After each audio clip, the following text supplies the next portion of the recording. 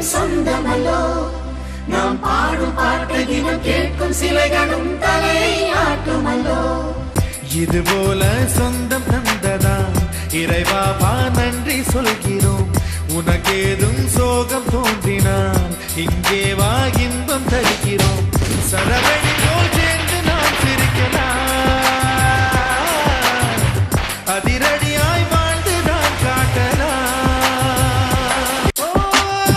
கோடை வெயில் நேர இளநீரை போல இதமாகத்தானே நாங்கள் பேசுவோமே சுமைகளை சுகமாயேற்போம்